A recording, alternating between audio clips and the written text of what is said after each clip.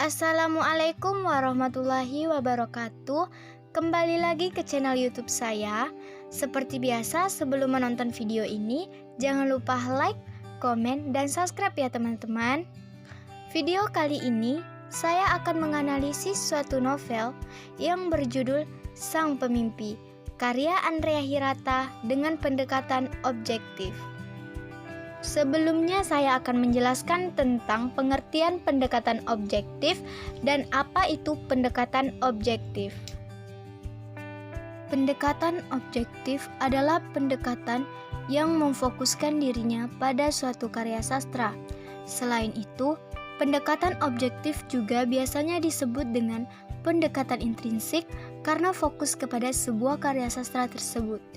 Di antaranya pendekatan intrinsik ada tema, tokoh dan penokohan, alur, latar, gaya bahasa, sudut pandang, dan amanat. Di sini saya akan langsung saja menganalisis novelnya, yaitu Sang Pemimpi. Yang pertama ada tema. Novel Sang Pemimpi ini bertemakan sebuah persahabatan dan perjuangan.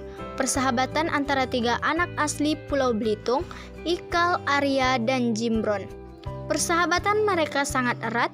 Persahabatan mereka dipeluk oleh segala kenakalan, rasa ingin tahu, obsesif mereka yang telah mendorong mereka untuk kritis dalam menyelesaikan masalah yang terselip di kehidupan mereka. Dari hal tersebut mereka belajar tentang hidup dan perjuangan untuk menambal segala keterbatasan maupun kekurangan yang mereka miliki. Selanjutnya ada tokoh dan penokohan. Novel ini mendekati pada tokoh utama, yaitu Ikal, Arya, dan Jimron.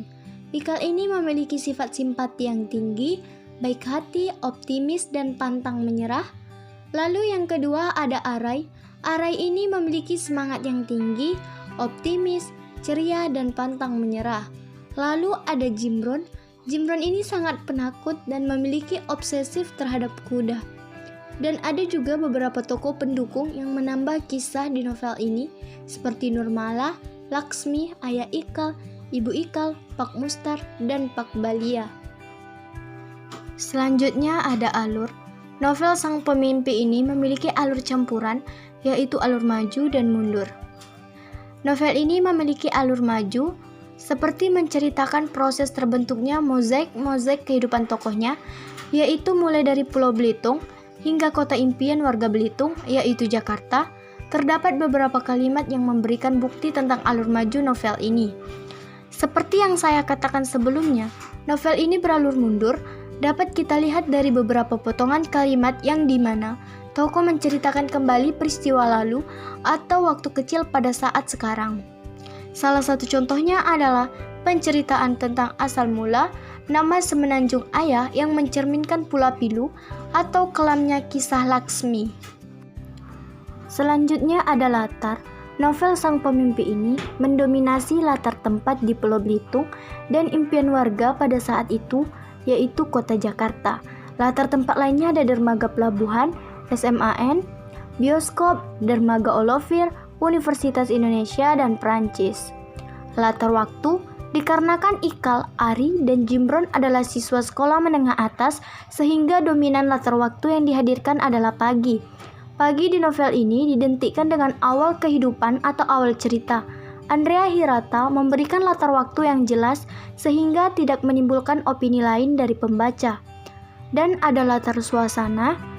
Latar suasananya antara lain ada tegang, takut, sedih, senang, lucu, haru, dan bahagia.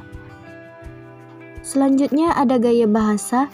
Gaya bahasa ditampilkan dalam novel ini menggunakan bahasa yang sesuai dengan lingkungan mereka seperti Melayu dan Tionghoa. Dan ada sudut pandang. Sudut pandang novel ini menggunakan orang pertama, di mana penulis memposisikan dirinya sebagai tokoh Ikal dalam cerita. Dan yang terakhir ada amanat. Amanat yang disampaikan dalam Sang Pemimpi ini adalah jangan berhenti bermimpi. Hal itu sangat jelas pada tiap-tiap subbabnya. yang pada prinsipnya manusia tidak akan pernah bisa untuk lepas dari sebuah mimpi dan keinginan besar dalam hidupnya. Hal itu secara jelas digambarkan penulis dalam novel ini, dengan maksud memberikan titik terang kepada manusia yang mempunyai mimpi besar namun terganjal oleh segala keterbatasan.